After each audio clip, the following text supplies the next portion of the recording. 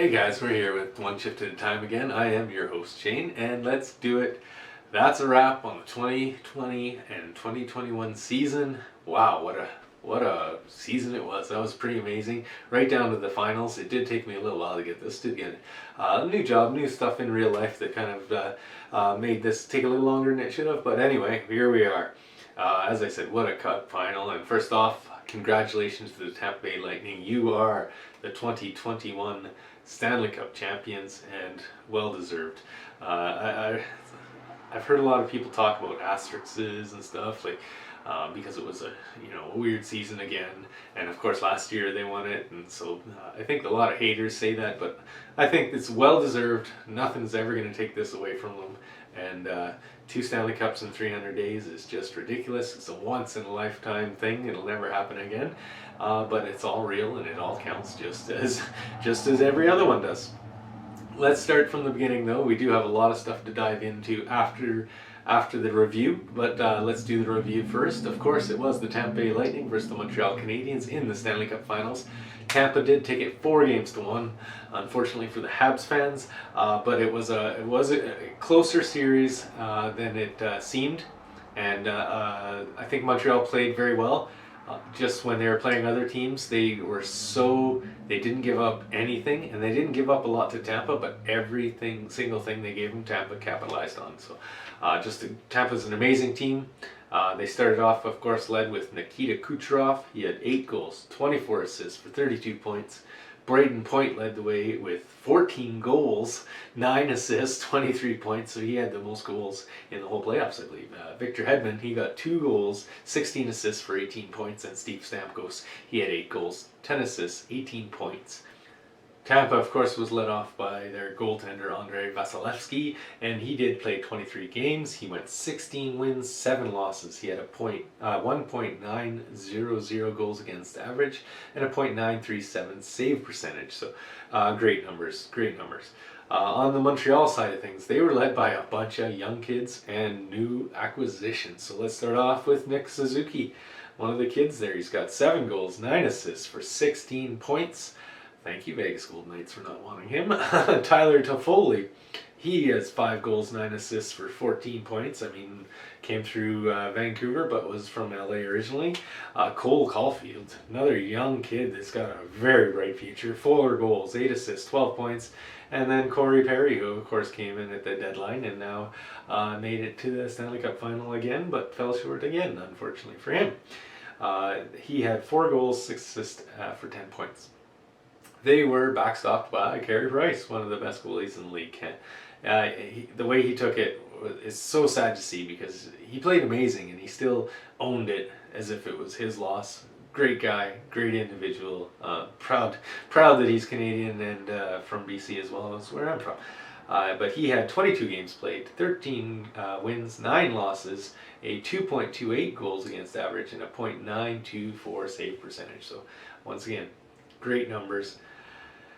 But let's get it off. We'll start again. Well, I want to say it again. That's because I don't want anyone to be trying to think that I am taking anything away from the Tampa Bay Lightning. Congratulations. This was definitely your Stanley Cup. But there are other points that I'd be remiss if I totally ignored.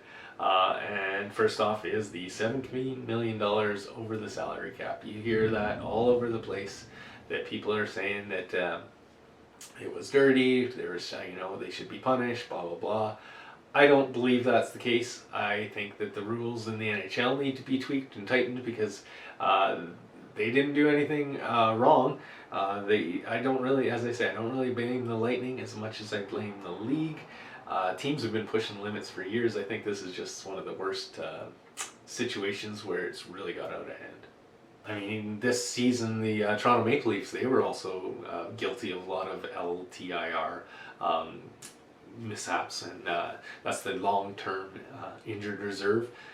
There is a bit of a loophole that teams have been taking advantage of in the LTIR, which is when you have players on that, you get a little bit of cap space relief. So some teams now, which is why I think it's gone too far and that the NHL needs to step in and stop it. There are teams that are trading for players that they have no intent on ever playing, like the Tampa Bay Lightning, who traded for Marian Gaborik, who is injured, so that they could free up extra cap space. They also had some legitimate injuries, which is also why the number did balloon up so big and seems so out of control. But again, all well within the rules. I mean, if it wasn't within the rules, the NHL would have stopped it or done something, right? It is a big deal because it is unfair. They have spent $17 million more than other teams, which is a lot of money and can make quite a bit of difference. But this is something that they've been legalese and getting just a little bit farther.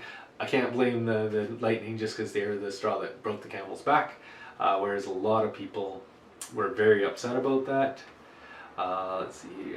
Again, it doesn't break the spirit of the. I think the rule breaks the spirit of the game. That trading for a player that you have no intent on ever playing is just. I think that's wrong, and I don't think that's good at all. Now, we have this picture. I think we've all seen this picture.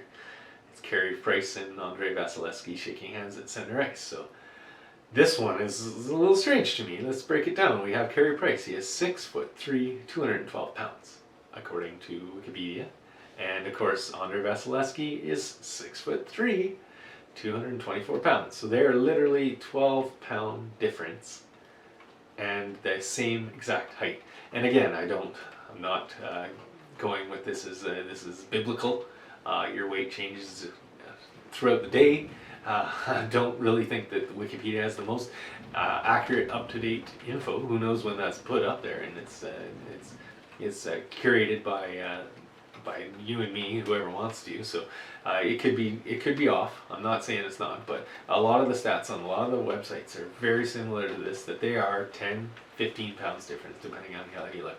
I would like to see their gear on the floor beside each other, because to me it looks like his gear is quite a bit bigger than Carey Price's. Now, is it rule breaking big? I don't know. I would think if it was rule breaking big, somebody would have pointed it out along the way, and there would have been some action. So I don't think it is against the rules again, and maybe Carey Price wants really small gear so that he can be more agile and move around. I don't know this, but to me, as I said, the picture looked very suspect for two guys that are very similar in size and stature. But again, I'm not an investigator. I'm not in the NHL. That's not a call I get to make. I would assume that somebody noticed and would have had that checked out. The last one, of course, is Nikita Kucherov. And he made some comments after the Stanley Cup win that definitely rubbed a lot of people the wrong way. I definitely don't think he was right on all of them. We'll kind of go through a few of them, but I think it was a mixture of alcohol. Obviously, he wasn't even wearing a shirt anymore at that point. I think he was well into the wobbly pops at that point. His passion and his excitement. He just won the Stanley Cup, and lack of English and being able to express himself fully. So let's go into exactly what the comments were. So there we are. Sorry. The first one was, of course, where he was saying Vasilevsky's the best goalie in the league, and that was basically the only thing positive he had to say, because he doesn't really know a lot of other ways. So he went after Marc-Andre Fleury, saying that they give it to him just because he's in Vegas and we're down in here in Florida. We're not really a big hockey market. You're like trying to almost belittle Marc-Andre Fleury a bit. But again, I think it's more that he doesn't have multiple ways to express how awesome he thinks his goaltender was, and he kind of lacked the way to say that. So that's what I'm going to put that one up to. The fans, though. He kind of went after the Montreal fans, and that is where I have to disagree with him. I think that they have every right to celebrate like they won the Stanley Cup, winning a game in the Stanley Cup Finals. Maybe Tampa doesn't understand that because they were just there last year, but this isn't something that comes around every time. It's been 20 years since last time, over 20 years since last time Montreal's been in the Stanley Cup Final, never mind won it. So they have every right to party. And I also think it's a little bit of jealousy because of this video here, taken 1 hour after the Stanley Cup win. This is Amalie Arena, and it is like a ghost town.